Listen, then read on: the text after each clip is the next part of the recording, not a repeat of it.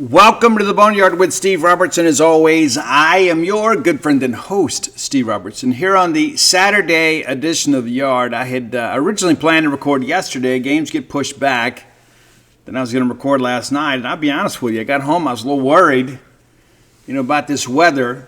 We didn't get nearly what they promised us, and which is a great thing. However, some friends just north of us in Grenada County out in Elliott, Mississippi, are dealing with some pretty unspeakable things today. Our thoughts and prayers go out to them. It's one of those crazy things, too. A lot of people say, well, the weatherman's crying wolf. I would rather them cry wolf and us prepare for devastation and get nothing than for us to be unprepared and get devastation. And, I think the people that work in meteorology do, in many respects, kind of a thankless job. But I would rather us always err on the side of caution. And that's one of the things about the decision to go ahead and cancel the game for today. And that's really more about all of you than it is Mississippi State baseball. Because, I was talking to Aaron Downs last night post-game. And I said, we got fans, man. If we decided to play today, we have some fans out there that love Mississippi State so much that they would say, you know what, hey, it'll be okay. And they could be on the road today and something terrible happen. We don't want that. And if that means us pushing the game back a day to ensure everybody is safe and everybody can get here and get home safely, then that's what we should do. It's not about being soft. It's about being smart.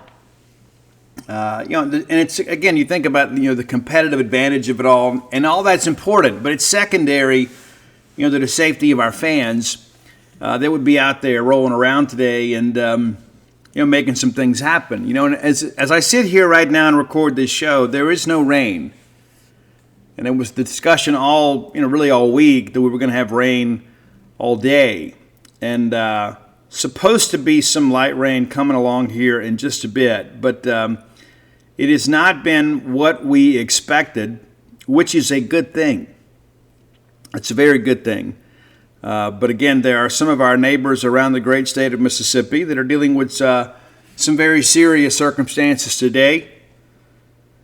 Haven't seen any numbers about casualties, but we hope there's been no loss of life. And, and that's the thing, too, that you think about with all this stuff is, I got a lot of stuff. I know a lot of you have a lot of stuff, too. I got some stuff that's irreplaceable. But I know this. I know that if I lost it all tomorrow and I was still blessed with the gift of life, I could replace all this stuff. And even if I couldn't, I could still find a measure of life and of happiness and a bit of a modicum of contentment to kind of move forward with life. Because at the end of the day, it is just stuff. But many people out there have lost their stuff today, and they may not be able to replace it with better stuff or stuff they like as much. But that is really a temporary situation. It truly is. And every time we have these situations pop up, it always seems it kind of gives you a different perspective on life. And we do expect some heavier rain at some point today, but the reality of it is that is something that is just, a detail in the human experience. The rain falls on the head of the just and the unjust alike, as my dad used to always say. He'd reference a good book. There'd be times I'd be a little bit feeling sorry for myself. And say, Dad, why do these things happen to me? He said, well, the good book says that the rain falls on the heads of the just and the unjust alike. And there is truth in that. Probably not too many statements that have ever been uttered or written or inspired at any point in human existence than those. We're all dealing with the same circumstances. It's kind of how we respond to them that kind of define us as people. But, it's supposed to be a rainy afternoon and evening. Looks like the rain should stop right around sunset in Starkville. But could be some thunderstorms and perhaps some tornadic activity throughout the state in the afternoon. And so I thought, hey, with no sporting events today, it's not going to kill me to get a good night's rest and then get up and record the show feeling fresh and kind of have an idea of kind of what we're looking at But no Mississippi State sporting events today, which is a rarity on a Saturday, this time of year. Spring football practice starts next week. We're going to talk a little bit about that today. We'll recap the baseball game, take a final look back at Missouri and State's run in the SEC tournament, and we'll look ahead to some NCAA projections. We find out on Sunday about the selection process. Of course, we'll be covering, baseball. Dave Murray is going to go over and handle our coverage of Selection Sunday. There will be kind of a team watch party. It is not open to the public, so we're not going to put that information out there because we don't, as well-intended as people may be, this is about them. But media will have a chance to be there. And so Dave will be there, and there'll probably be, there's going to be a little media availability afterwards. I'm sure Chris Jans will say a few things along with some of the notable players. And it's going to be our last chance to get some comments from our players before they head on to the regional site. And, once they get there, of course, typical NCAA media protocol is followed. And so, but the reality of it is that, there's some good things to feel good about. Of course, the ladies on Monday will find out their postseason destination and opponents. I can tell you there is a lot of enthusiasm, but also optimism about both of our men's and women's basketball teams making the tournament, and that's making the 64. I don't know if the women are in the play-in game or not. I think we're probably better off than that. But, it's, again, I go back sometimes, too. I feel like I live in an alternate reality because I read and see these people say, there's just nothing to feel good about. Guys, we're about to have a men's and women's basketball teams in the NCAA tournament for, the sixth time in school history? It's a rarity. So, there's some things to feel good about. We didn't expect baseball to go undefeated, but we've lost way too many one-run games, and you need some guys to kind of step up. But, there's a lot of things to feel good about. I mean, truthfully. Maybe not as great as we'd like to feel. We'd like to be heading into the NCAA tournament, with full head of steam on both sides, feeling like we're playing our best basketball. And I don't know if we're doing that, right? I mean, just say it for what it is. You want to be playing your best basketball in March, and we're not, okay? That's not to say that with a new season, a new tournament, that we couldn't replicate some of our earlier season success, because at the end of the day, seasons are defined on how you do in the postseason, right? Especially when it comes to these tournaments, right? It's not like the bowl season where it's like, you find out you're not in the playoffs, you're going to, a bowl game.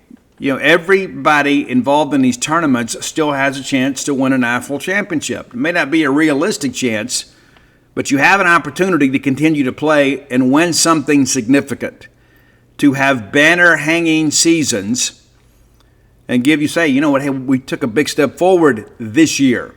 Because, again, men's and women's basketball teams and college baseball teams, those seasons are defined on what you do in the tournament. And now here we are, still active participants in all of that. Let's thank our friends at Bulldog Burger Company, longtime sponsors of this show. Man, we love Bulldog Burger Company. I plan to have some. Let's see. We'll do it today. Now, maybe I don't know. Maybe we'll do it today. We'll see. We'll see how things go. But if not today, early next week. I love being back home and having the opportunity to eat at my favorite local restaurants. My favorite one is Bulldog Burger Company because they can cure what ails you, right? I don't just eat for nourishment, I eat for enjoyment, which is one of the reasons I am such a frequent diner with Bulldog Burger Company. 3 great locations to serve you: University Drive in Stark Vegas, Gloucester Street there in Tupelo, Lake Harper Drive in the Ridge and Flowwood area. Have the spring rolls as your appetizer. They will make you and everybody around you better looking. One of the things, too, I encourage you to is ask about the specials. You typically don't have to ask because you get such quality service there. But there's always something new and fresh to try, and you never know. When those things are popular, they could end up on the full-time menu. So you can have a say in some of that. But part of the Eat With Us group, a great group of restaurateurs have done such an amazing job feeding, nourishing, and entertaining us, for years. We're so fortunate to have this group here in town, And I encourage you, as always, go find your own favorites. If you're a newbie to Bulldog Burger Company, and chances are you're not, but if you're a newbie, get the Bulldog. That is a good way to kind of get going. It's a great way to start. Your gateway burger at Bulldog Burger Company is usually the Bulldog. Great, straight-ahead, rock and roll American cheeseburger, and you can get it dressed how you like. True.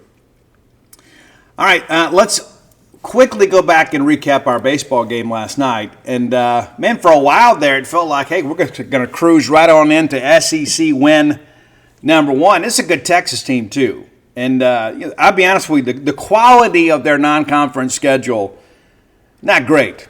Not great at all. But, yeah, watching these guys play, they don't give you a lot defensively. You know, they've got size and length out there. They can cover the infield pretty well. So they're not going to give you a lot of extra opportunities. You got to earn everything you get against this team. Pico came out. I thought Pico was really good.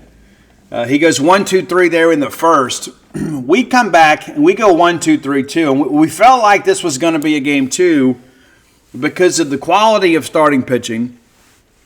That offense would come at a premium. Little did we know it'd be an 8-7 ball game. You expect tight ball games on Friday in the SEC. We weren't expecting 8-7. However, with the wind blowing out to left center, with sustained winds of around 17-18 and gusts up to 30, we knew there'd be few balls to get out of there, and there were. But I thought both pitchers did a good job, and State had a good plan. And I was curious too because they were throwing the left-hander. You know, I do these pitching previews. Got some friends that provide me with some great information. We're able to kind of put an article together to prepare you about what to expect from the starters each day. And that's the thing with this one. You know, we knew with Spencer coming in that he was legit. However, we had a good plan. And I thought, you know what, hey, with the left-hander, we'll stack right-handers. However, after getting the analytics, you see he doesn't have that big sweeping slider. And so we actually put some left-handers in there, and we had some really good at-bats and had some production. We didn't here in this first inning, as we go 1-2-3. We get into the second, and again, we talk about this stuff all the time. You have to be able to make guys earn their way on. Pico's been really, really stingy this year, but we lose a full count, and we end up walking Rodriguez. And they call him A-Rod. I don't know how I feel about that. It's Adrian Rodriguez, and so I guess technically that's correct. But I don't know. You know, it'd be like me calling myself Alice Cooper or something. You know, it's just, yeah. But we bounce back, and we get a strikeout and a pop-up to third, and it feels like, okay, we're going to navigate our way through this this leadoff walk. But instead, we get ahead 1-2 and catch too much at the plate. And give Galvan some credit. He gets the ball up there in a jet stream and he gets out. But the ball was hit really well. So it's a 2-0 ball game after that 2-run shot. But again, you go back and think about it. You guys, you're one pitch away from 1-2-3 inning. But that's what happens in baseball, right? All of this stuff matters. It does. We get Borber to strike out looking. So we're down 2-0. And we needed to answer. And I felt like Noah Sullivan's solo home run to open the second was good, not just because of the fact that it, you know, pulled us within a run, but I think, you know, hey, they go out there and get a shot against our best guy. We got to go get one against them. And those are the things that I think are very demoralizing to teams. And again, I think we had a great plan against Spencer, and we ended up chasing him. But I thought this was a very positive development here, because their dude goes up there and cruises too, and then you respond. And Noah Sullivan, you know, the preseason All-American, with a 1-0 single solo shot. Kind of tripped over my words there. But a solo home run to make it 2-1. And it really brought some life to the stadium. And then Hunter Hines, great job of hitting here. And guys, I love you all to death, but sometimes I think we watch different games. Like I've seen people say, well, Hunter Hines just dead pull hitter. He never changes. And it's not true. It's just simply not true. The spray chart does not support your tired narrative about Hunter Hines. Hunter Hines has taken tremendous steps this year to try to work back up the middle and to not try to pull everything. We've seen it. And if you're not seeing it, you just don't want to see it. So here we are, 0-2 count, and he gets a slider, and rather than roll it over to second, rather than pop it up, what does he do? He singles it back up the middle, and if you go back and look at the highlights there, you can tell he adjusts the swing and goes with the pitch and takes it back up the middle. Aaron Downs strikes out swinging, and then Gat Sanders, our fourth starting second baseman this year, looks to be our best, at least for this year. Gat takes it the other way. Hines takes second. And then Ross Highfield, the much maligned Ross Highfield, a guy that I am still very much a fan of, comes up there, hits an oppo taco, gets the slider, and takes it where it's pitched. We talk a little bit about point of contact. And if you guys know much about baseball, if you ever coached hitting, if you ever watched somebody coach your kid in hitting, point of contact is very important. And so we're not going to get too technical with that, but Ross gets the pitch, and he's expecting it on the outer half rather than pull that ball and try to push it back up the middle, because you're not going to yank that ball to left field. You're not going to do it. You get a left-handed pitcher that throws with some velo, and you got a right-hand guy with some real strength, but he doesn't have enough strength to yank that ball out of the yard to left field. Instead, Ross goes with the pitch, and it is a 3-run home run, our fourth hit in the inning, our fourth run to touch home, makes it a 4-2 ball game. Cub strikes out looking, but a quality at bat there, and then Stallman grounds out to first. We've kind of experimented with the Stallman thing leading off. I just don't think it's working. And the numbers kind of tell all of us it's not working. I think Reed needs to be deeper in the order. We kind of, again, sometimes you can tinker with the lineup a little bit too much. We don't really have a true leadoff guy. But anyway, I'm not going to beat up Reed Stallman even though he had a tough night. But anyway, you put 4 in the inning. Coming into this ball game, Jared Spencer had allowed 13 hits and 2 runs. Mississippi State scores 4 in the first 2 innings of action. Pico responds and does what great pitchers do. Once you get even or get an advantage, you put up a crooked number, you need a 1-2-3 inning, he gets it. 1-2-3 inning, bottom of third, State right back on the sticks. We get a ground out, and then Noah Sullivan doubles inside the bag at third, and Hines pops up to the catcher. And, again, you got a runner in scoring position here with 2 outs. You'd like the clutch hit there, but I'm not going to beat up Hunter Hines in that situation. Again, this guy's throwing some filth. Top of 4. Pico again, 1-2-3 inning, even gets a couple punch outs there. All right, bottom of 4, and again, a chance for us to do a little something here. We get the opening walk to Downs against a guy that doesn't walk a whole lot, And so you got a leadoff guy on, and Gat can't get the bunt down. We end up striking out here. You want to be able to move that runner around because every run on a Friday night in the SEC is huge. Huge. Highfield then strikes out swinging, Cup grounds out to second. So we don't do anything with that leadoff walk. Leadoff walks, as you guys know, are of the devil when you're pitching. When they're of God when you're on offense. But you have to take advantage of the blessings that are afforded you. Again, Pico, 1-2-3, and you look at this and you feel like hey man, Pico has kind of got these guys figured out. And there were so many people all throughout preseason. I just don't see it with Pico. I don't see it with. Do you see it now? Pico is a dude, an absolute dude. And so, 1-2-3 inning, bottom of 5, we go 1-2-3. Our top of 6, it's a line out to center, and then we have a ball that we misplay. Downs misplays this thing and right, and to be fair to him, the sun's in his eyes. The sun hadn't been out for a while, but it came back in the middle innings. You got to play this ball on the hop. We don't. It ends up being a triple. And he scores. We tried to run a pickoff play, and it was a called play. It wasn't just Ross just on his own thinking, hey, I'll go get this guy. If you notice on the play, immediately Reese is trying to sneak in behind there, and we end up throwing it away. I think there was just a little too much traffic at the bag. Ross gets charged with the error, the run scores, and of course the very next pitch is a ground out to first. The run would have scored anyway.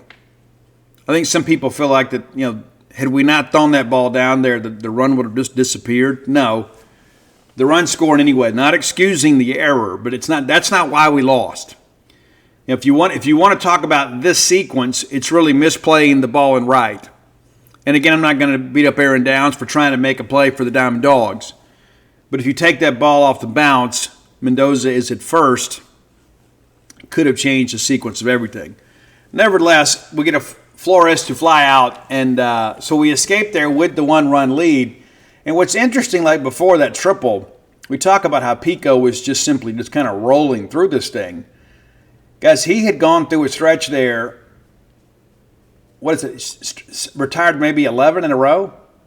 So you give up the home run to Galvin? Yeah. So you get the strikeout looking. You come back and get a 1-2-3 inning. That's 4, right? Another 1-2-3 inning makes it 7. Another 1-2-3 inning makes it 10. And then you get the line out to center. So, yeah, he had sat down 11 in a row after the home run until Mendoza's triple. That's big-time SEC pitching. Now, again, they score, so we need to answer. And at the bottom of 6, we do. Noah Sullivan collects his 3rd hit of the ball game. Heinzen fouls out to the second baseman just along the right field line. Downs pops up to short. Gadd comes up again, singles back up the middle here. And so a 2-out hit there extends the inning. They go out and they have the visit. And then it's Ross Highfield comes up and hammers the ball to right field. I mean, really hit that baseball well. It's a sinking line drive. Run scores. And so Highfield with 4 RBI of our 5 runs. And again, 2-out magic, right? Those are the kinds of things that matter. That's winning baseball. Well, that chases Spencer, and they bring in the Plantier. And he immediately walks Dylan Cupp. So now the bases are loaded. And right here, when this happened, you're happy with the 1 run, but you and I both know you can never have enough runs in an SEC ball game. Really in any ball game, but certainly in an SEC ball game. Despite the fact that Pico had been pitching well, you needed a big hit here. You hate to leave them loaded. And I've seen some people, we left 6 on base. Okay, it's not like, that we just couldn't make the big hit all day long. But here's a scenario where we didn't come through. And Stallman strikes out swinging on a 1-2 pitch. But again, you got the run back, right? So it's a 5-3 ball game. We get into the 7th. We bring Pico back out. And a lot of people are critical with the gift of hindsight, right? Guys, Pico had been dealing at this point. Pitch count wasn't up. His velo was not down. Maybe a tick or 2 on the fastball. There were no signs at this point that he was fading. None. And he would tell you the same thing. Absolutely would. But we get into a 1-2 count. We end up, he fouls it back, and then we hit him. But you get ahead 1-2 and you end up hitting the guy. Just had the breaker get away from him. And then Schuessler singles to center. So we go get him. And here's the thing that I would say. If it had been Coach Robertson making the call here, and I'm not going to second guess Justin Parker, but I would have went and got Pico after Rodriguez. Not because of any problems with Pico, but if your guy is already ready, you already got your guy hiding the bullpen, let's give him a little more of a fighting chance here, right? Relievers understand they're going to have to come in and be firemen, but the fact that we put Hungate in the ballgame and the tying runs are already on base, and again, we're always blessed with the gift of hindsight. I just think I would have got Pico after the first one. And I hate the Monday morning quarterback but again, Pico had been rolling, and just one pitch gets away from him. But I like relievers to have a clean inning when we can provide that for them as best we can. So we bring in Chase Hungate, who has been absolute nails for us. And I have seen some people out there say, "Why do we get Hungate?" Well, I'm so glad that you asked. because in his previous 7 outings, he had not allowed a run. If you've watched Mississippi State baseball at all this year, you felt comfortable with Chase Hungate running onto the field. He is an arm slot guy that works down and gets a lot of ground balls. You needed to get a ground ball, maybe a double play to get out of this thing. It didn't work, though. You had a couple balls right back up the middle, and it's a tie ball game. And then Borba hits a 3-run shot, makes it an 8-5 ball game. And then these are what happens. This is what happens in SEC baseball. You have the one come apart inning late. It's difficult to recover. But no, I don't. There's not 1 ounce of my being that thinks, hey, this was the wrong move. We absolutely made the right move. It just didn't work out. And I've seen people like, well, we just made a bad pitching decision. Not bringing Chase Hungate in would have been the bad pitching decision. The body of work throughout his college career and his time in maroon and white suggests he was absolutely the right call. It simply didn't work out. Sometimes you call the right play in football. Sometimes you call the right play in basketball and a guy misses a shot. And sometimes a guy just doesn't have it, and that appears to be the case for Chase. But no, there's no evidence whatsoever to support any of this hysterical commentary about, oh, what a blunder. Are you kidding me?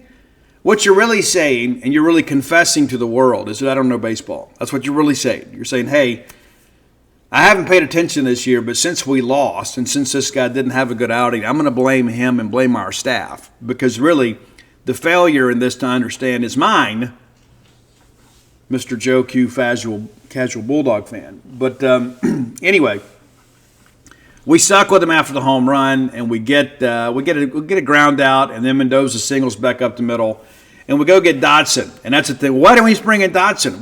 Just a couple weeks ago, you didn't want Dodson playing, right? It's easy to say that in hindsight that, well, we should have gone to Dodson. It doesn't make a lot of sense. Nevertheless, Dodson comes in, and we get a pick off there, and we get a strikeout swinging. So we're out of that thing pretty quickly. But again, we're trailing by 3, and you kept thinking, okay, we got top of the order here in the 7th. We need to find a way to kind of chip away. And we go 1, 2, 3.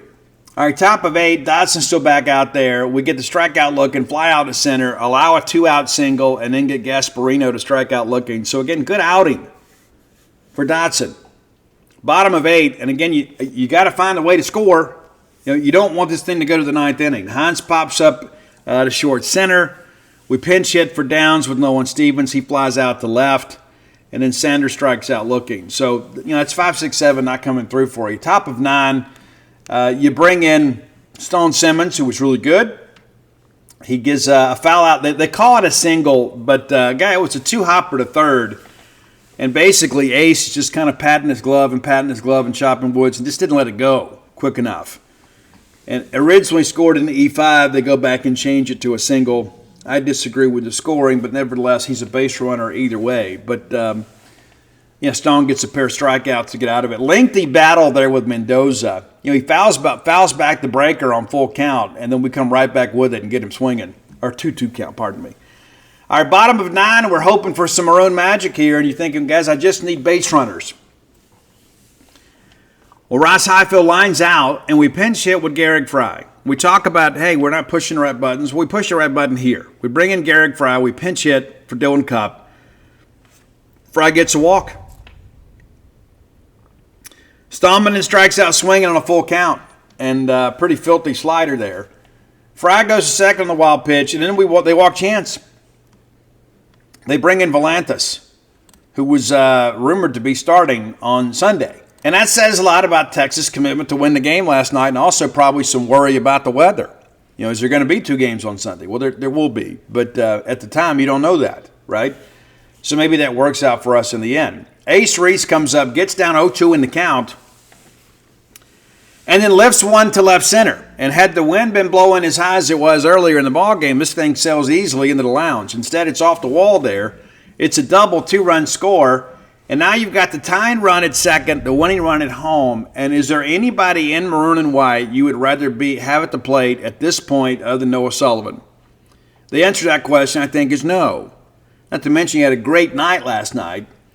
and 0-1 count, and then we end up hard grounder to second or to short. And if that's a couple feet either way, Reese is probably going to score here. But that's what happens. But anytime that there's a one-run ball game, it never boils down to just that last thing. But there's so many things I go back to. Misplaying the ball in right was one of them, and of course leaving the bases loaded, as the heavy rains appear to have come in Starkville here. But look at the box score. Let's see real quickly here. 1-2 in this ball game. Stallman and Chance go 0 for 9. Of course, Bryce did have the big walk there in the ninth to kind of keep matters alive. Ace Reese had a tough night too. He was 0 for 4 before that ninth inning hit.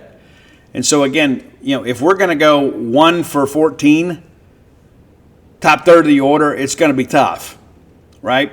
Noah Sullivan 3 for 5 in the ball game. Hunter Hines 1 for 4.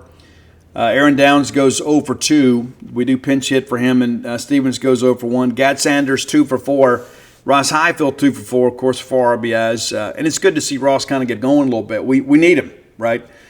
Pico goes 6 innings, allows 3 hits, charged with 5 runs, 4 of them earned, 6 strikeouts to 1 walk, and the hit by pitch. And, of course, again, there are a lot of people that believe, hey, you should give those guys a chance to work as deep as they can. There are other people that believe you need to give the relievers a clean inning.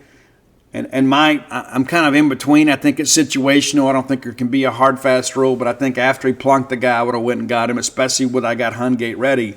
Even though Chase didn't have a good outing. He allows 4 hits and 3 runs, only gets 1 out, faced 5 hitters. Luke Dodson goes 1 2/3, allows 1 hit, 3 punch-outs, no walks. Stone Simmons, of course, is the 1 hit there. So Bulldog pitching 11 strikeouts against just 1 walk. And then the hit by pitch. And that's the thing, too. You look at this stuff, the walk and the hit by pitch both end up scoring. And you can't be perfect, but the reality of it is we were pretty close. And it ends up being the difference in the ball game. Ends up being, 1 play, but it could be any number of plays that make the difference. And that's SEC baseball. You're going to win some, you're going to lose some. Hungate charged with the loss.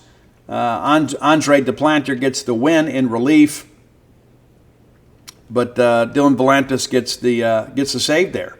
And so no baseball today as Texas advances to 15-1, 1-0 in the SEC. Bulldogs drop at 13-5, 0-1. My feelings about this team have not changed, but we need to find a little clutch in us. We had some of those issues last year, and it's so interesting too. You look at the numbers. The line score for Texas, 8 runs on 9 hits. For State, it's 7 runs on 9 hits.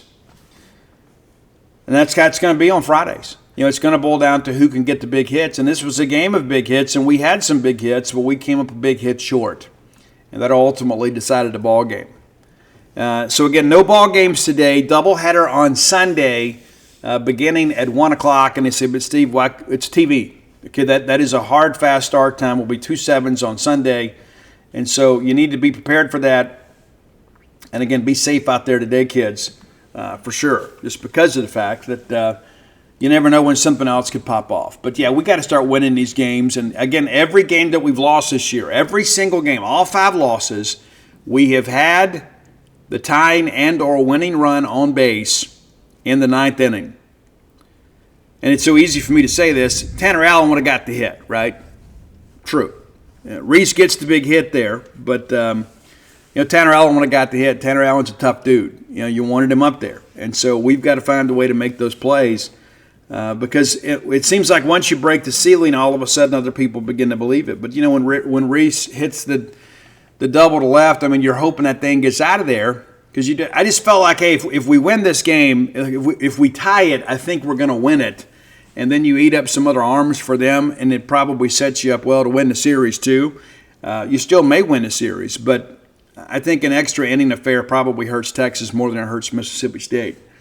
That's how I see it. And quickly, let's just kind of look back at the scores last night from the Friday night scores. We'll watch some college baseball in this house today.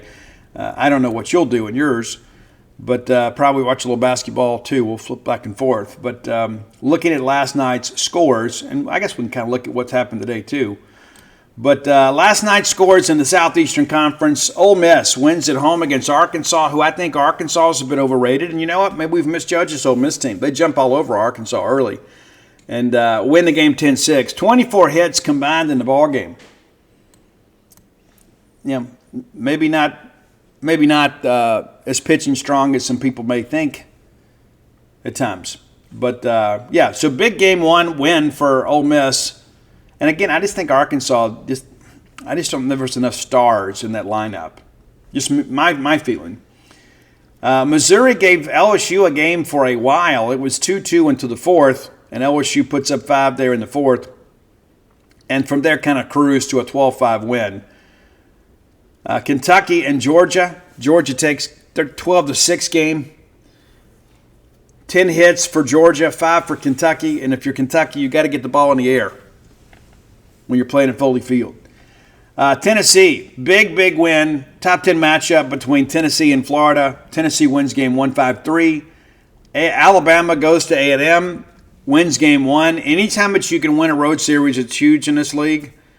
But I think this vulnerable Texas A&M team, I don't know that it's the win that you know, it's a win, and all of them count the same.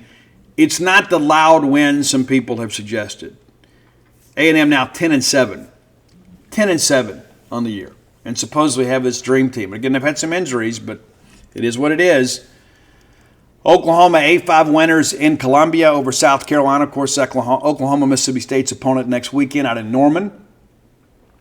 Looking forward to that. Vanderbilt, of course, loses to Auburn. I've told you guys, beginning of this year, Vanderbilt is NFR, not for real. And I thought that Auburn could be a team that would surprise a little bit. I believe they have. And they pick up win number 1 of the SEC against Vanderbilt. My honest opinion is I don't think Vanderbilt's a top 25 team. And I think these next couple of weeks will prove that. Looking ahead to today, and of course we're wrapping this show up probably around 12:30 or so. Auburn is already off to a 3-0 lead over Vanderbilt. Looking to take the series today. I expect them to take the series today. And of course, all other action going to take place later in the day.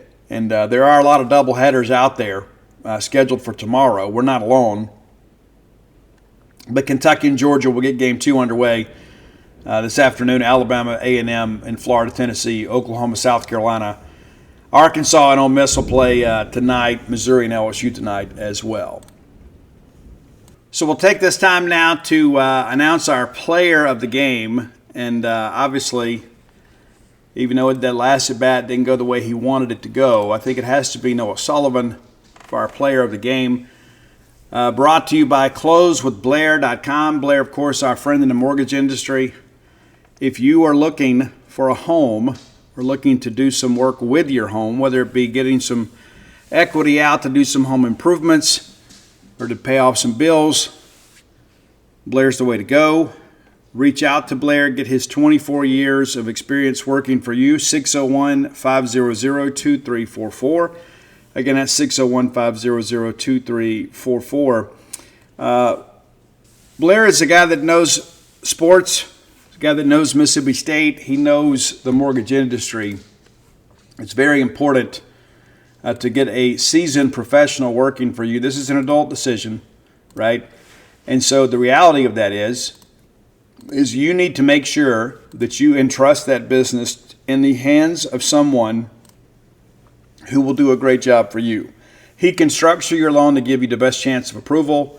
I think that's exceptionally important too. There's just so much of that I don't think people fully understand, that it's not sometimes what you buy, but who helps you buy that puts you in a good deal. That's an extremely important aspect of this. And Blair can be your advocate with underwriting. And I think each one of you understands kind of what's at stake. Again, that's closewithblair.com. Visit him today. Several Boneyard listeners have closed loans through closewithblair.com. All right, time for today's Top 10 list, brought to you by Kalido Guitars. Kalido Guitars a Mississippi State-owned and operated business out of Lake Jackson, Texas. It doesn't matter if you're a new player or a professional player. No matter what your needs are, they can fill them. They sell electric, acoustic, and classical guitars. They're known for high-quality instruments, exemplary customer service, and their expert advice. They're there to help you meet all of your needs. It's a complete setup and inspection type deal, too. It's not like, hey, they just, go grab a guitar out of the warehouse and slap a sticker on it. They check it out to make sure it's exactly what you want. They'll set it up the way you need it.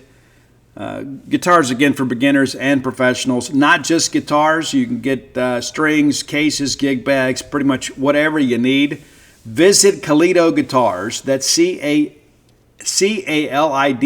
Guitars. C-A-L-I-D-O Guitars.com, or call 979-297-4733. And to give you some incentive to give your business to them, you get a 10% discount by using promo code BSR, right? Whether it be online or through the telephone. Tell them that you heard about them on the show. You get a 10% discount. You also will get free shipping and no sales tax unless you live in Texas. In addition, 5% of your purchase is donated to the Bulldog Initiative / Bulldog Excellence Fund. So not only are you helping your player or yourself, you're helping Mississippi State by keeping business in the family. We encourage you to do that at all times. Again, Calido Guitars, the proud sponsor of today's Top 10 list. We're going to talk about some guitar stuff today, too. And I told my wife what I was working on today, and she said, why? And I said, well, it's because it gives me a chance to talk about some great musicians that didn't always break in America, but also, too, I just dig some of these bands. We're doing the Rock of Norway today. Now, the first thing that I want to tell you, I don't know what's happened in Norway. I don't know what's going on there. There's a lot of death metal in Norway, and I believe them, right? Like when Guns N' Roses hit the scene, right? You're like, you know what? They're singing about their lives. There's something to this. There is some authenticity with this band. When they say they've been dancing with Mr. Brownstone, I believe them. When I see this stuff, this death metal stuff, and it's not really my thing, to be honest with you, it kind of scares me a little bit, to be honest with you, because I believe them. I think these people really are, demonic and unholy, and I believe it.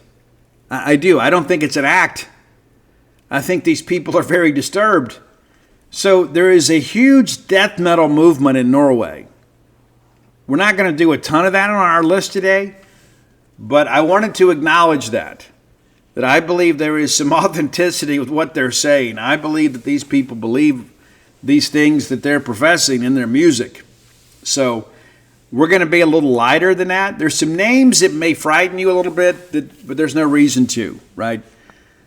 So we're going to start with an interesting band called Trucks. They only had one album, but they had one song, and this is a PG-13 show, so I elected not to go with it. They kind of had a novelty song, about all of the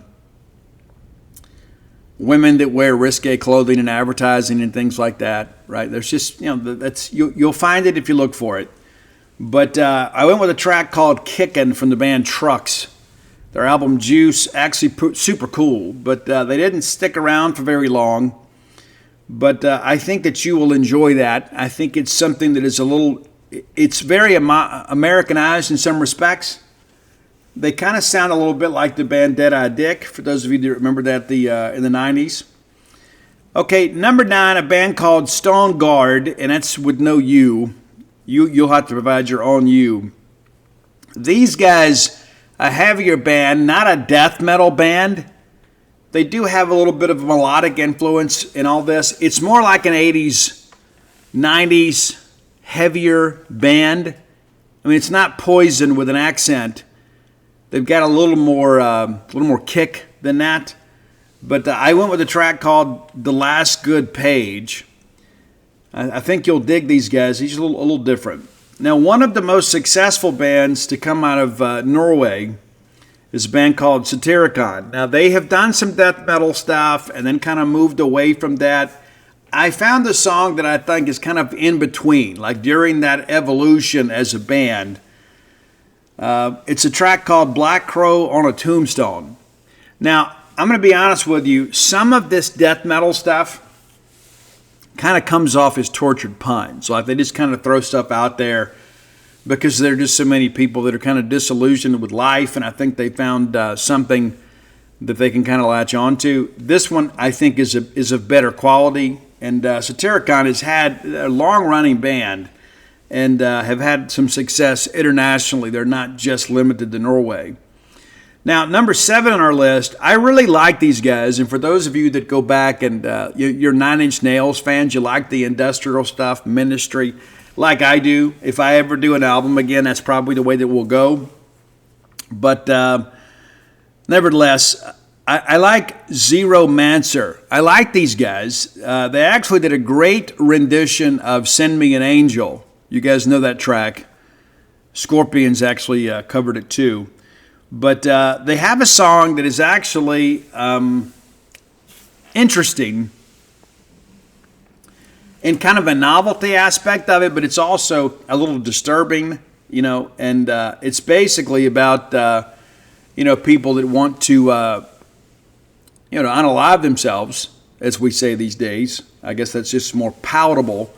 But it's a track called Doctor Online. It's an interesting song. The guitar is really cool on it. But again, that's Zero Mancer, Doctor Online, and I guess it's very industrial. Now, as things kind of move forward with them, they kind of get a little bit away from that Nine Inch Nails sound, but they're clearly influenced by Trent Reznor. All right, number 6, Sigmund. Now, these guys, too, had some success actually on early 90s alternative radio. They didn't really break in the United States, but they did have a little bit of success. They've had some huge international success, kind of in their neighboring countries. But it's a track called The Modern End. That's what we're going with number 6. Sigmund, The Modern End. Now, number 5, an interesting name, and I really like these guys. The name itself is kind of playful, but it also, too, kind of pokes fun. And the band itself has a lot of those tracks that kind of poke fun, that people are so serious about certain things. But it's a band called Glucifer. Yeah, Glucifer. That's correct. The track is called Bounce Checks. I dig it. I think it's super funny. But it's also, too, the lyrical content's good. But the music itself, the composition of songs, super cool. Now, the top 4, chances are you've heard of these bands. You may not have heard of any of our first 8, but I think you've heard of the rest. Now, one of the bands that really did have some success in America is a band called Turbo Negro. And some of you right now are thinking, Steve, I've forgotten about that band. Now, others of you have heard this band and maybe didn't know that you were listening to Turbo Negro. But they were on the Jackass soundtrack with a song called All My Friends Are Dead. And that's your number 4 track, All My Friends Are Dead. And they're very much a punk band, but they're not a sloppy punk band. Like they have some punk influence. You can tell it's a little bit irreverent, but it's a little more polished than some people just can't play and they call it punk. And some people are scared to say that, but that's the reality of it. These guys can actually play, and I think you can have some fun with Turbo Negro. They've had a lot of songs that, again, that they have a sense of humor. They do. They take some shots at some historical figures and kind of suggest that they were mentally impaired. All right, number 3, and I guarantee you probably have heard at least one track if you're of my generation and you're part of the MTV generation. You've heard this band. They used to have the Dial MTV or whatever. Remember that? When MTV played music. Maybe you do, maybe you don't. I don't know, but it was a band called the Stage Dolls. And they've still done some interesting things, But they had a huge hit that was on MTV, and probably their biggest hit in the United States. But they're still active, believe it or not. They've been active since 1983. How about that? And looking at some of the pictures, it appears that they're not playing arenas anymore. But their third album was self-titled. They had a couple of songs that were very popular, and they made the Billboard charts with Love Cries. I think you'll dig that one. It's one of these, again, one of these bands that had a kind of an Americanized sound. And what's interesting to me, too, is that the main trio in this band that started the band in '83 are still together. They've had a couple different drummers, but by and large, this band is, still the Stage Dolls. I guess two of the members are still original members. The drummer joined in '93 and still with them. So, it's not like it's, revolving door. But, again, they had a couple of albums in Europe that had some success, and then the self-titled album, once they signed with, Chrysalis Records for America, they broke. And, again, that song was very, very popular, and that album did well in the United States. Number two, and if I had to pick, this would be my favorite band from Norway, but I could not ignore who was number one because of their international success. And so there is probably this band out there that you don't know really well. Maybe you've heard of them, maybe you haven't. But you owe it to yourself, if you like the 80s sound, you need to give TNT a listen. I love these guys. I do. And I think Tony Harnell is one of the best singers. He actually spent some time, maybe like 6 weeks, as a singer of Skid Row. Yeah, how about that? Super cool, right? But what's interesting is Tony is originally from San Diego, California, but moved and ended up joining up with these guys. It's interesting, Tony left them in the mid '80s. Left the Jackals to join TNT. Pretty interesting, But phenomenal singer. And guitarist Ronnie Laticro is a guy that is maybe the best guitarist name you don't know. Absolutely love these guys, man, and I have for a long time. And, so when Johnny Salinger left Skid Row and sadly died, Tony Harnell was named as a replacement. And, he was with them for several months, but didn't stick around. But it's all good. And, Tony's had some solo releases and things like that. But we're going to go back to... not really the beginning. I love the Knights of the New Thunder album. It didn't have a ton of production value to it. It's like they didn't put a ton of money in it. And then things kind of got rolling after that. It's all very interesting to me. But the debut album was TNT, but Knights of the New Thunder was great. But Tell No Tales was released in 1987. And we're going to go with the song 10,000 Lovers in One. And it is very 80s. Very, very 80s. But then the album Intuition came out. And I think, number one, they took maybe the best of the TNT goodness. But they weren't really trying to mimic the 80s American rock scene. And I think it's maybe more true to who they are. The Intuition album is my favorite, even though Tell No Tales was my gateway album. Went back and bought Knights of the New Thunder, a great, great ballad on that album called Lost Without Your Love. And I think that's one of those things with Tony. He has kind of that breathy American sound because he's native of America, but pretty incredible band. And still recording, still putting things out. What is it here, 13 albums? Impressive band. And again, I think of the bands on here that maybe you're unfamiliar with, this may be one of those bands you look at and say, you know what, how did I miss these guys? But number one, not really a rock band. But it would be impossible to talk about the music of Norway without mentioning Aha. That's right. And a lot of you, younger generation thinks, well, Aha is an American band. No, they just have an American sound. And really had some big hits. The album Hunting High and Low was great. Went to number 1 in Norway. Went to number 2 in the UK. They had an international number 1 single with Take On Me, which is your number 1 song today. But what's interesting about this song is because of the revolutionary video editing that made that video such an incredible hit on MTV. They rode the wave of MTV, and they were perfect for MTV because of the fact that they just simply had the American pop sound and made it work for themselves.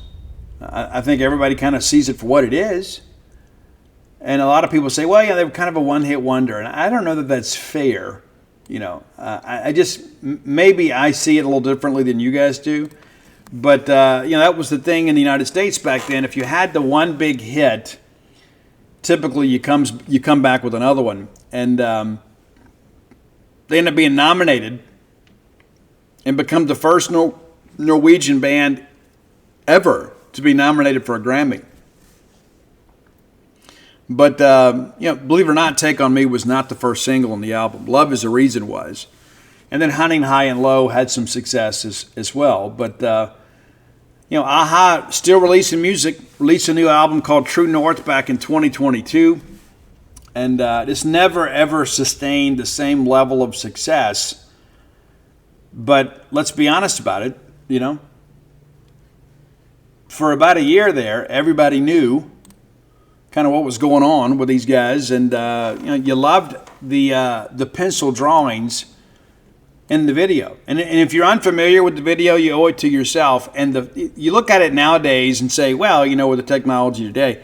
But guys, back in '85, we had never seen anything like this at any point. We're like, how does this happen? Oh, the guy's in a picture? How does he become a pencil drawing and then he's on stage? It just didn't make any sense to us. It blew our minds. So there you go. Technically a one-hit wonder. Maybe that's not a fair characterization, but it is obviously the biggest selling single of all time from a band from Norway. And it's so interesting that that they're known for that, but then now they've got this huge death metal scene. It's just so weird to me. It's so weird to me. It makes me not want to visit Norway. You know what I'm saying? It's like, what? I got to walk around here and go eat, and these people maybe want to kill me. It's nuts. I believe it. I do. I believe a lot of things, and maybe you don't. But I believe these death metal people from Norway would hurt us if given the opportunity. It's true. But I hope you enjoyed our top 10 list today. If you have an idea for the top 10 list, reach out and let us know. Best way to do that is to hit up Roy Samanti, my friend, on X at Dogmatic67, DAWGMATIC67. You can find our great list on Spotify on the same handle. And there are times that Roy gets a little bit behind, but he'll get caught up and kind of batch them up, and we'll push them out there for you. And appreciate his contributions to the show, and I hope you enjoy the Rock of Norway. All right, next segment of the show brought to you by Campus Bookmart. A Starkvillian institution, Campus Bookmart, has always been there for you when you've needed them. There's a lot of people that kind of fly by night. There are people that come and go. Not to mention there are all these online companies out there vying for your business that don't know what maroon looks like. The last thing you want, spend your hard-earned cash on some Mississippi State merch and you got a crimson Mississippi State shirt. Stick with the winners. Stick with Campus Bookmart. Go by there, see their smiling faces next time you're in town. Neatly positioned on the backside of campus. Just turn off 182 right there at the Trooper Station.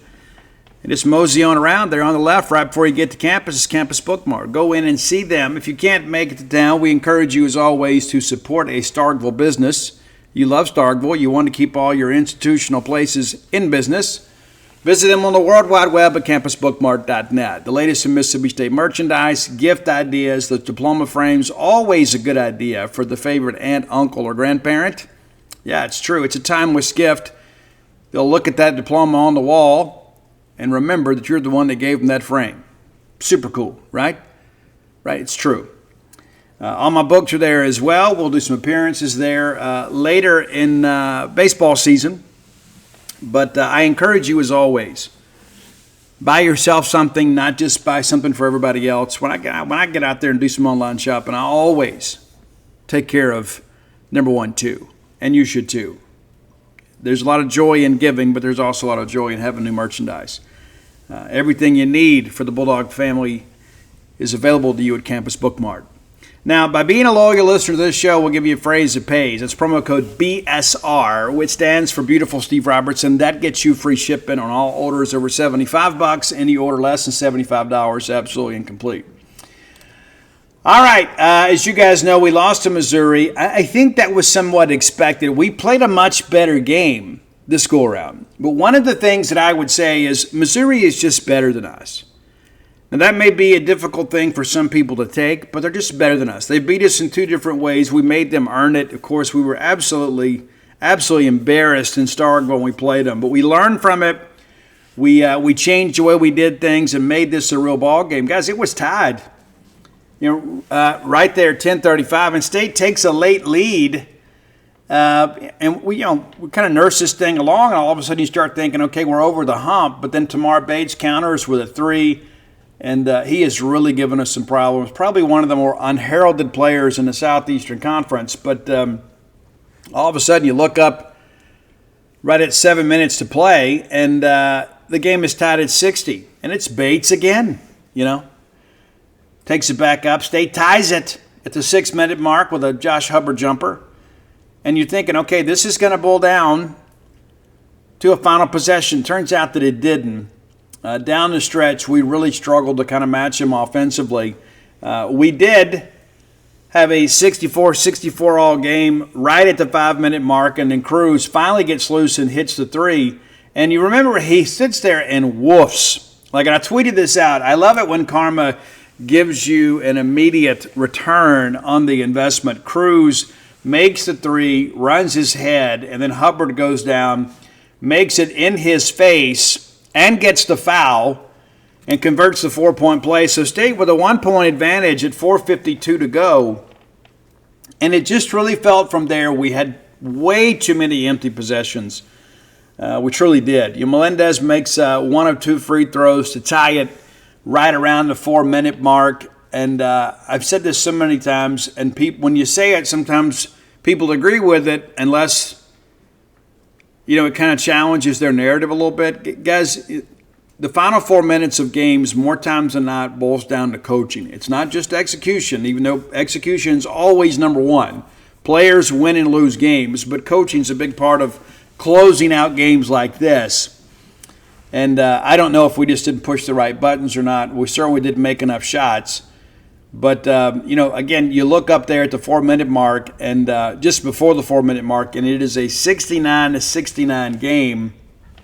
Ultimately, from there, it was pretty much all Missouri. We score 2 baskets the rest of the way. Is that right? Yeah, 2 baskets the rest of the way in the final 4 minutes. When you only score 4 points, you're a point a minute down the stretch, it's not going to be good. And we lose the game 85-73. So, again, we're not going to spend a ton of time on this, but I just wanted to highlight a few performances in the ballgame. I think R.J. Melendez, while not the most prolific three-point shooter, is one of State's best players because he does so much for us. Hubbard took a while to get going, but in the second half we found a way to get him some looks. 24 points in the game. 3 of 14 from beyond the arc. Was not a great night shooting from the perimeter. State goes 6 of 30 in the game, and that is usually a recipe for losing. However, we did a really good job with perimeter defense in this game. They're 8 of 24. They pretty much scored at will the first time we played them. So, again, we've learned some things, done some cool things to make the game more competitive. But at the end of the day, sometimes you just have to admit that people are better than you, and I think Missouri's better than us. I wouldn't have thought that earlier in the year, but it's true. Melendez with 12 points in 20 minutes of actions also fouls out of the game. Cam Matthews, 37 minutes, 4 points. But, man, you look at the stat line, and, again, it kind of reverts back to early on in his career. He does so many other things that don't show up in his personal stat line. I felt that was the case. He had a couple of big rebounds. We probably needed a better effort out of him in that respect, full down 5 rebounds. But, again, always a really tough defensive effort from Cam. Riley Kugel kind of disappears on us again, and you kind of got the indication early on that he just wasn't feeling it. He goes 0 of 7 from the field, forced a couple shots too, and missed some shots that, in the paint that probably shouldn't be missed. But 3 of 3 from the line. But the reality of it is that we got to get more from Riley Kugel to make a run in this tournament. He dished out 4 assists and had just the 1 turnover. And a big block there late, too, that kind of set up a great sequence for Mississippi State. Michael Nwoko played 7 minutes and pitched in just 2 points.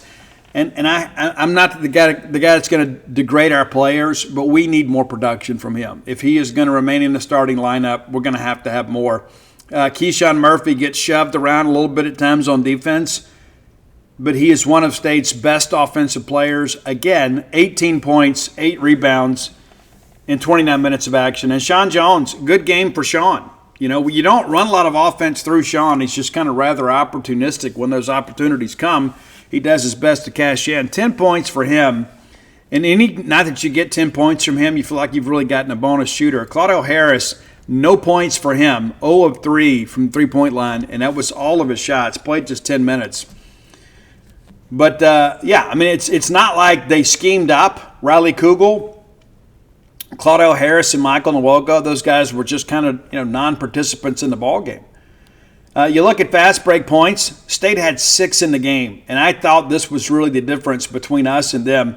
They did a great job kind of getting out in transition. We struggled at times to defend transition. They had 19 points on the break. And this is how it is. It was a good game up until the final 4 minutes, and we just simply couldn't close and lose by 12. And remember, right around the 4-minute mark, it's a tie game. And we get absolutely run out of the gym late. Of course, when the teams begin to pull away, you got a foul. They made their free throws, and that ended up being the difference down the stretch. We didn't make them. They did. And I don't know that we got to the line enough, but 19 of 27 for State and then 23 of 28 for them. So a lot of factors kind of go into this thing. And so now, we're kind of waiting for this tournament to end. We get into Selection Sunday tomorrow, as you guys are, we know there's no anxiety about us being in. It's kind of like, where are we going to go? And I don't know how much more we could have gained, even if we won this tournament. As great as it is, maybe you move up 1 seed line, perhaps 2, if enough traffic kind of clears around you. But I think the tournament went as expected. We needed to get 1, hope to get 2. But the reality of it is, I think it pretty much went to script when it's all said and done. And so looking back at Friday's action, Auburn beats a very stubborn Ole Miss team who's playing well. Auburn wins by 5. Tennessee takes care of Texas, and now they're projected to be one of the last 4 out. And Texas not really happy about that. But we'll see how things play out. Greg Sankey seems to be very confident we'll get all 14 teams in, so we'll see. Florida gets after Missouri pretty good, 95-81, and then Alabama, 29-point victory over Kentucky. This Alabama team is maybe a bit of a surprise. I know some people expected them to do well, but it has not been the quintessential Nate Oates offense. And with all they lost last year, you thought, maybe take a step back. It's been a really good year. Semifinals today, Tennessee and Auburn. That game, last I looked, was like a 2-point game. Tennessee giving Auburn all they want, and then Alabama and Florida will play later this afternoon. Winners advance to the finals. So, everybody's watching bracketology. As it stands right now, Joe Lenardi, who is kind of the definitive expert when it comes to bracketology, has State as the 9 seed taking on UConn. I'd love to be able to get one of these games where it's not, a perennial blue blood in college basketball. But I do think it's a game we're capable of winning if we play up to our potential. And then the reward for that would be playing Duke in the second round. We always talk about these tournaments are all about matchups. I don't know how good these matchups are for us. But if we can find a way to get through UConn, if this bracket holds, and we don't know for sure that it will. Again, there's really only a day and a half left. But there's a good chance, going to Raleigh, North Carolina maybe wouldn't be the worst thing. A lot of our fans, I think, would be able to make the trip there. But, Duke's been a little bit beat up. maybe you've kind of kept up there. Malik Brown left the game earlier this week with a dislocated shoulder. That has been a chronic problem for him. But Cooper Flagg, severely sprained ankle. You got to wonder, even with the advancements in medical technology, how good he can be in the tournament. Did not play in the ACC semifinal. They say he'll be good to go next week, as you'd expect that. But appeared to be a fairly significant injury. No breaks, it appears. But this Duke team, though they would be a number one, appear to be a team that may be a little bit vulnerable. And I'm not going to sit here and I say I expect State to get to the Sweet 16. But I do believe that that bracket, that pod, may not be maybe as difficult as it looks on paper, if that makes sense. I think that's an aspect of it. Again, it's about being healthy. UConn loses yesterday in the Big East tournament to Creighton by 9. The Huskies 23-11 this year. We'll see how things go. They're kind of a contemporary in that respect when you look at it this year. But UConn is UConn, right? That's the kind of the way it breaks out. And if that holds, and there's no guarantee it does, 23-10 this year, 14-6. They have been a team that's been very good at home, as you'd expect, 14-2. And but on neutral floor, it's just 2-4. We'll see how things progress in that respect. But so obviously, kind of a helmet sticker quality opponent for us.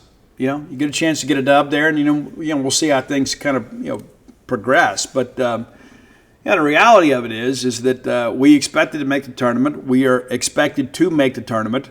And could be an incredible year for the SEC to set a new record. We'll see how that goes. And again, kind of looking at the latest projections, Oklahoma, Arkansas, according to Lenardi, the last 4 byes. Vandy among the last 4 in, and then Texas and North Carolina and Indiana, some big names there, included in the first 4 out. And then beyond that, Oklahoma, Ohio State, and some mid-majors. But Vanderbilt currently listed as the play-in game against San Diego State. I believe those games are still played in Dayton. But, you look around there. Auburn, of course, projected as a 1, could be the number 1 overall seed. Probably need to win the tournament to ensure, the league tournament to be sure about that. Missouri currently listed as a 7. And I think they have a great bracket, to be honest with you. I think Missouri is a team that's capable of making a really good run if this is what holds. Missouri against West Virginia, and then you get, St. John's and Omaha. I think the Missouri team's really good. So Sweet 16, and then beyond that, you would pair up against probably Texas Tech. So we'll see.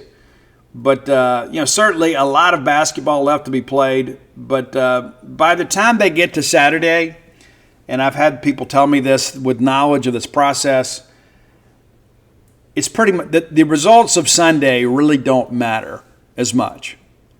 It's pretty much the hay is in the barn by Saturday, even though it's not announced, unless there is like a lower seed or a higher seed, that makes a run that could change some things up. So then they have like a A bracket and a B bracket. So there's not a lot, and we've seen that happen with us before. That we end up, we're projected in one direction, and we end up winning the SEC tournament. And you don't get a lot of benefit from it in your seeding, or it doesn't appear to be. Because, those games go final, and then next thing you know, we're making the announcements, So there is some advanced work done there. And as Lenardi sees it right now, 13 teams in, and Texas the 14th team out. 14 of 16. Kind of an incredible situation. And some people out there are trying to argue that the SEC is overrated. I think when you look at the non-conference record, some would disagree. But, we're getting a chance to go prove it.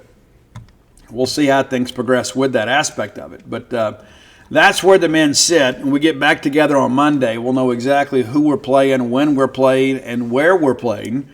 But isn't it nice to be here on the final weekend of the regular season, knowing and having a lot of confidence that your team is in, and that we're not having to kind of nail-bite this thing out. There have been some times, I remember during the Stansbury era, that we felt like we should have been in and went into Selection Sunday kind of hoping we would get in.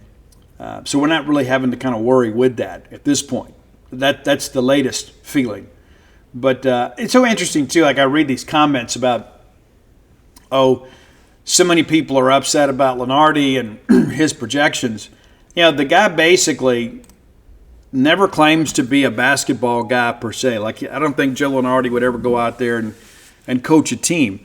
But he is a guy that's a bit of a nerd, right? He's a data nerd. He's built the name on this, and even though things change regularly based on the previous day's results, he is recognized as the industry's best expert. Jerry Palm does a good job with us at CBS, but I see people that are like, well, I'm upset with Lenardi's projections. Well, why are you? I mean, the reality of it is he's just kind of following the rules of the selection committee process and offering his opinion. You're welcome to disagree, but your opinions of his projections are not going to be rooted in the same type of data, and I think that's important to understand. So for those teams out there that are upset, well, I mean, you can get glad in the same pair of pants you got mad in. All right, final segment of the show brought to you by the Stark Vegas Clubhouse. I encourage you, if you're bringing a large group of people to town, stay at the Stark Vegas Clubhouse. You'll be glad you did. You'll have an opportunity, of course, to use all the amenities available to you, that full-service kitchen. How cool is it? You can just, you can prepare your food there, and sometimes that's half the fun, right? Is everybody getting together and kind of cooking and preparing a meal, and the anticipation of that meal finally being ready sometimes is worth the meal itself. And then, of course, you've got that great wet bar, you've got the back porch area, you got the fire pit area, 6 bedrooms, soon to be 3 baths, currently 2. But it's the old renovated clubhouse out at the Old Country Club just out past the Highlands, just 5 minutes away from the Mississippi State campus. So conveniently located. You can even do your tailgating there. Instead of having to drag everything to campus, just do it there. Bounce over there, watch a ball game, come back, and sit around, watch some more basketball, baseball, or football, whatever your sport of choice is, and what time of year you choose to frequent the Stark Vegas Clubhouse. And when you Google the Stark Vegas Clubhouse, their Facebook page comes up, so you can peruse all the pictures of all the amenities available to you and your guests.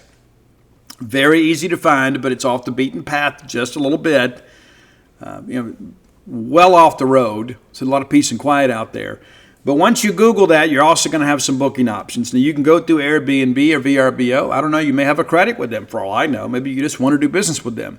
That's up to you. But if you want to save some money, you can book through the Evolve website, and we can save you a little money. Promo code BSR10, which stands for Beautiful Steve Robertson, and then the number 10, BSR10, to get 10% off your stay.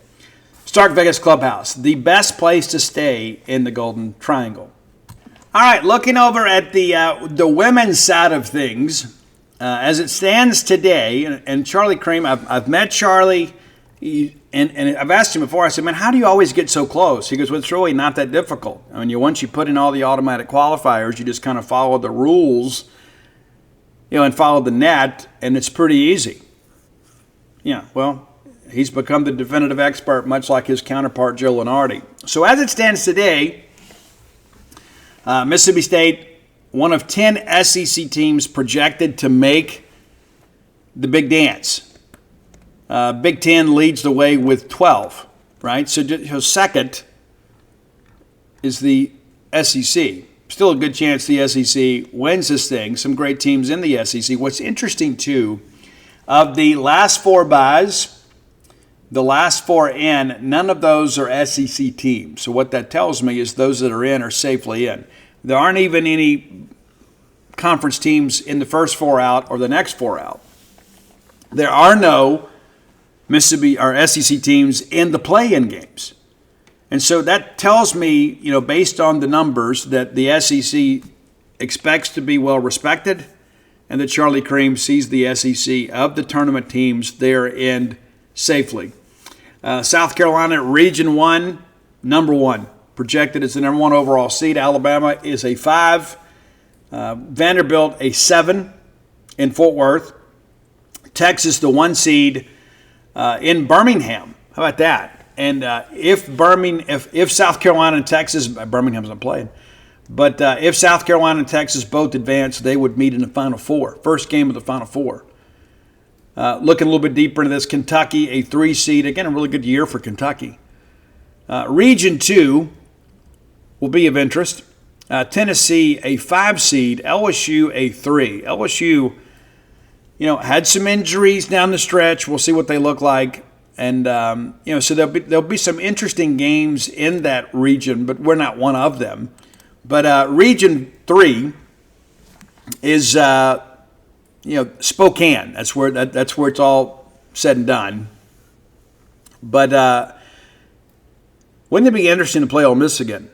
It's possible. Well, it's currently set for State to go to L.A. USC is a 1 seed, is expected to play Tennessee Tech, a 1 versus 16 game, and then Cal versus Mississippi State in an 8 versus 9 game.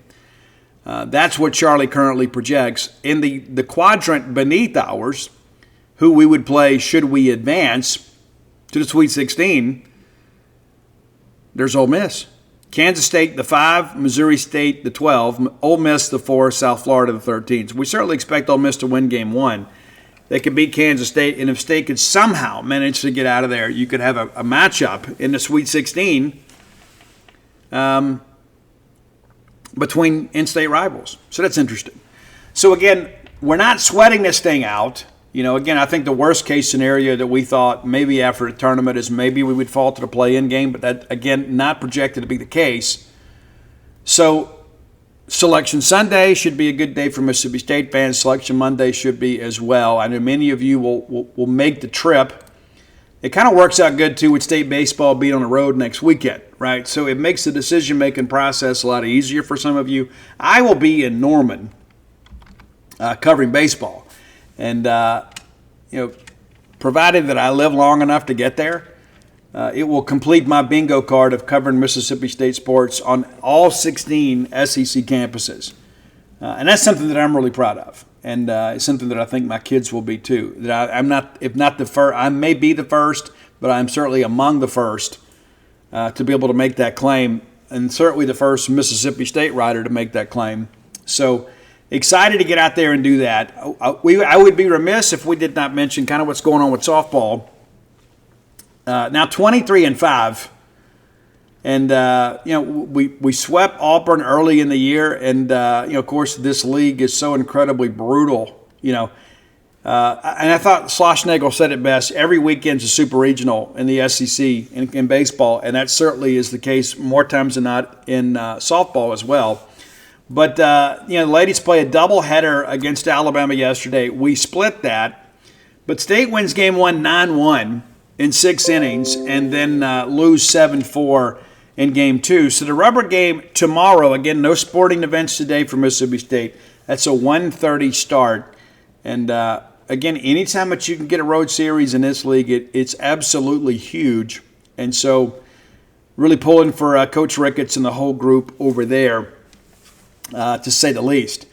If you haven't done so, go to dutynoblebook.com. You can get signed copies of all of my sports titles as well as my memoir about getting sober and what it's taken to stay sober. When the Bottom Falls, you can order all those from the same website link, dutynoblebook.com. Everything is there. That's Flim Flam, Villains, Alpha Dogs, Dogpile, and every Bulldog needs a copy of Dogpile. When the Bottom Falls, and of course, The Dude. And it's been nominated for some awards. That's super cool, too. Hopefully, maybe we'll win something. Wouldn't that be cool? And come float with us at True Rest Floats by Starville. Kind of a clear schedule today, and we've had some people that were scheduled for today that rescheduled for tomorrow or another day. But we've had, again, some vacancies today and had some people, as the weather has improved, decide, hey, I think I'm going to go float. And I can't wait to go float, too. I may go float tonight. We'll just kind of see how things go. But yeah, I enjoy floating because it does so. I'm getting older, so I have a lot more aches and pains and a lot more stressors in my life. You would think the older you get, the less you have, but we're always going to have challenges. There's always going to be a new hill to climb, and of course, going to open another business is always part of that. I mean, if I want to, I can really get myself in a state of worry fairly quickly. But I like going to float because of the fact it allows my mind to rest. So if you're a person that just needs a break, or maybe you struggle with chronic pain or anxiety, we may be able to help you. We've helped many others. And so we encourage you to come out and float. Dial 662-268-7601. You can speak directly to my lovely wife, Dana, who is a registered nurse, and she can answer any questions you have about floating. Before we get out of here, a few things I wanted to say. and save this for the end. One of the things that about life that I share with my kids, and I've said on this show before, and I've written several times, it is easier not to be great. And what's interesting about that is there are so many people that are satisfied not being great. And I'm just not one of those people, right? There have been times in my life maybe I've settled for less. And I share that with you because my hope is that we will not just have a better than them mentality. And that's not just in life, but I equate a lot of that to Mississippi State sports too. I work in an industry, and let me go ahead and preface this by saying I am not shooting any darts at anybody on the Mississippi State beat. That's not what I'm going to say some things that are rather pointed, but they're not directed at them. But, I do a lot with, people that work in media relations around the country. Sometimes we need information, we need images. As I'm working through the dude, having to reach out to a lot of people to get records. And the reality of it is we're these people are being asked to do more than ever. It's true. But I had a conversation with somebody earlier, this month, and we talked a little bit about that, And here's what I'll say about that. Yes, we're asking more, and they're probably being paid less. But here's what I would say is you still accepted the job. You accepted the job. And my firm belief, when you agree to go work for somebody, you should give them their absolute best. And if you do, you will be recognized and rewarded, maybe not by that employer, maybe by the next employer. But if you agree to take a job, no matter the circumstances, you need to bring your best effort. And one of the things in the age of being offended, one of the things that is offensive to me is people that don't do their best. Now, I'm not always reliant on those people, but sometimes I am. And, you're working through here and say, hey, listen, you send an email, you make a phone call, and it's like, hey, I need this image or I need this, and just let me know when you can get it for me. I understand you're busy, but, and then sometimes it never happens. Or some people make a commitment to you. And that's not just germane to my industry. When I go out places and, anybody can manage an operation when things are going well, right? And no matter how well intended you are, at some point, something is going to happen beyond your control that is going to negatively impact your customers or your customer experience. It's true. And rather than pass the buck, you got to go out there and smile and say, hey, I'm terribly sorry, but here's where we are. You got to fix it. You have to fix it, right? As best you can. I don't care if you work at McDonald's and, the truck is late, right? That's not your fault, but you're the face of that company, and you've got to go out there and, do your best to explain the situation and ensure that your customer's not impeded. It's true. If you work at a restaurant, all of a sudden, you might get a back shipment of fish, and they're like, oh, we got to 86 this and take it out the menu for a while. And somebody shows up, oh, I came here to get the Chilean sea bass. I'm sorry, we're out of it. And you say, hey, your expectations of us are very high. We plan to meet those, but we don't believe that we could deliver the meal that you normally get from us. So we just decided we're going to go in a different direction right now. But next time you come back, we'll take care of it. Maybe you toss in a free dessert and let them leave with a smile on their face. It's true.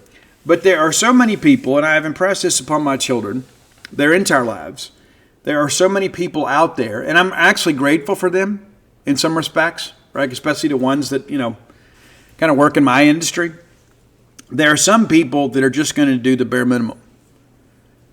And maybe they'll reach a comfortable standard of living, or at least a contentment, right? Where I can buy a house, I can pay the bills, I'm going to be able to eat. Kids are going to get a warm meal every night. And you know what? If that's what you want in life, then congratulations.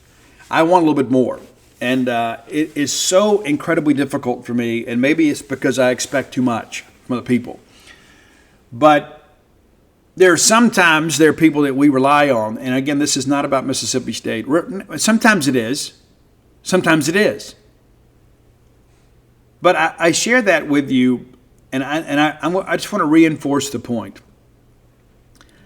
I don't want anybody involved with Mississippi State at any level, whether it be an administrator, associate AD, a coach, an assistant coach, a trainer. I don't want anybody involved with Mississippi State that is not prepared to give their very best.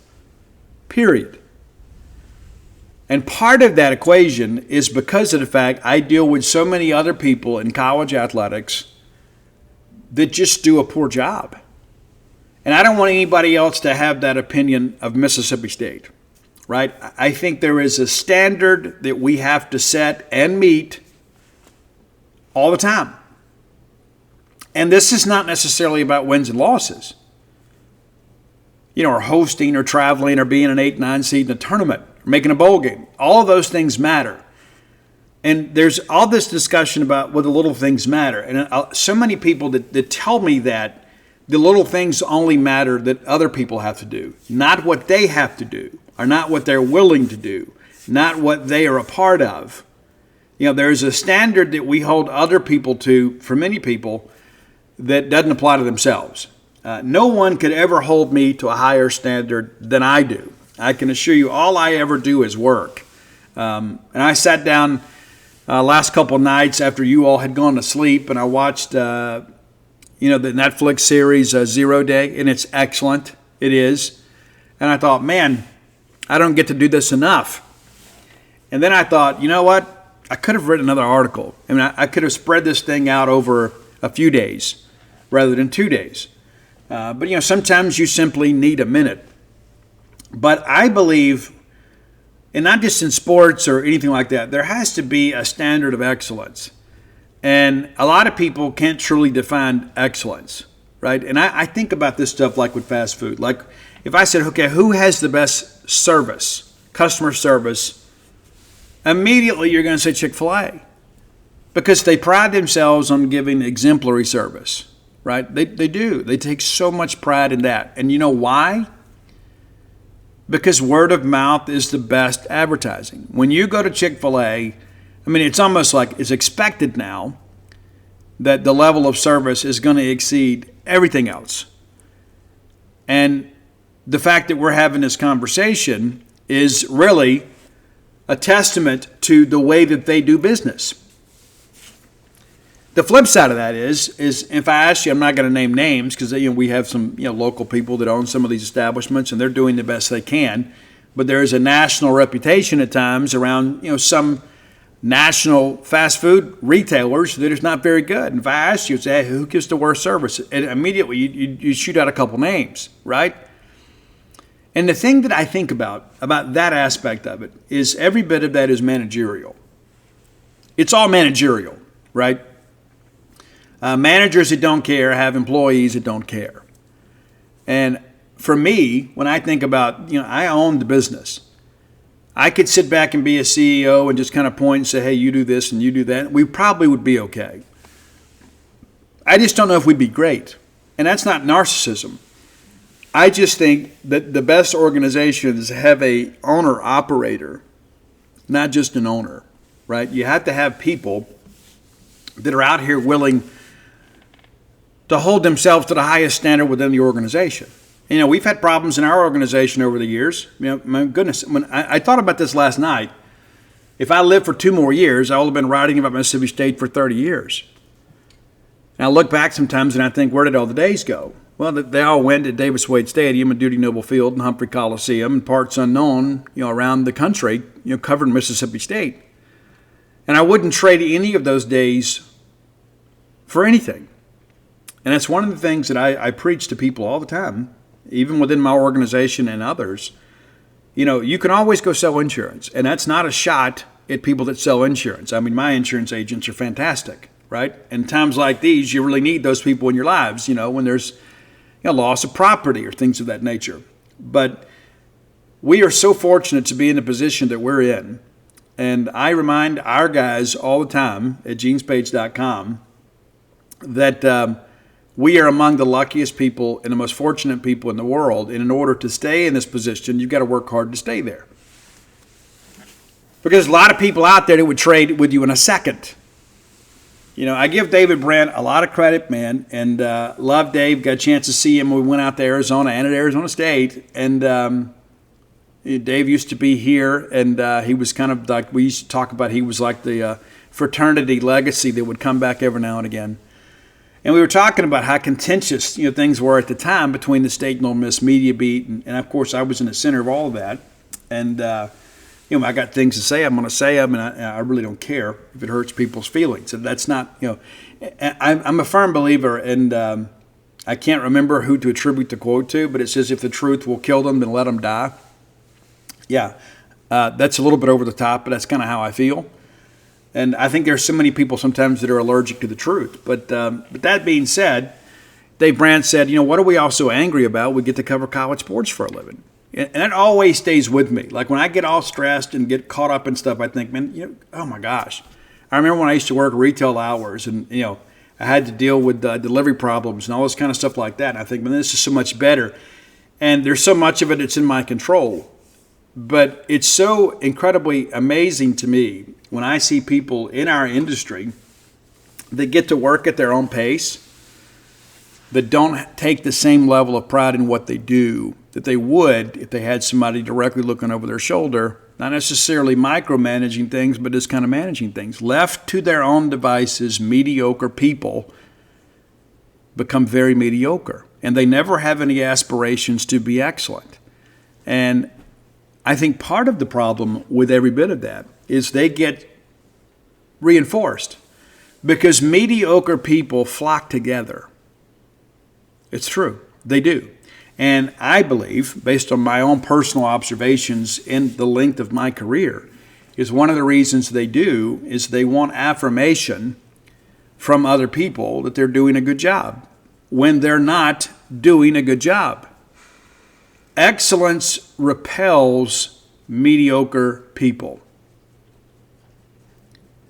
And one of the reasons why is because mediocre people and mediocre employees are not willing to do what excellent people are. And I hope that you will be an excellent person, professionally, personally. Guys, I am far from perfect. I make a lot of mistakes. But I understand how the world works in that respect. And I'm a firm believer that, hey, you work hard and you do your part and you hope God will bless your labor. It's true. But it's so interesting. There's a lot of people out there that we talk about, hey, this is on a wing and a prayer. Oh, it's mostly a prayer. It truly is. You got some people out there that'll, they'll put forth the minimal effort and just say, oh, I don't understand why things aren't working out. I can tell you why things aren't working out. It's because you are not working out. It's as simple as that. And so I've been very blessed and very fortunate to have you as an audience and to have so many of you that have been part of our Gene's Page family for so many years. Ran into Ronnie just yesterday, and he's been with us for 17 years. It's just amazing to me. We take a lot of pride in what we do, and we take a lot of pride in being your eyes and ears. And there is a reason that we do the things that we do. It's just like somebody told me the other day, I'm making the trip back from Houston. And they goes, man, are you really going to drive all the way back tonight? And I said, well, yeah, I got to do a Monday show. Well, people will understand. Yeah, well, yes, sometimes they do, but I ask a lot of these people already to understand. The reason that I'm making the drive and getting home at 3 a.m. and then recording the show is because that's what the job requires. And I think that's probably the parting shot today, probably the most important thing that we need to understand as people, whether we be in athletics or in media or in retail or whatever we're involved in, is at times people say, well, I'm doing my best, when they're not doing their best. And the reality of it is sometimes the job requires more than your current best. And so rather than do your best, let's do what the job requires. Because at the end of the day, a lot of people are going to find out that you're just not good enough. But you can get better. You can. Until next time, let's all live our lives in a way we make more friends than enemies, and people can see a difference in the way we live.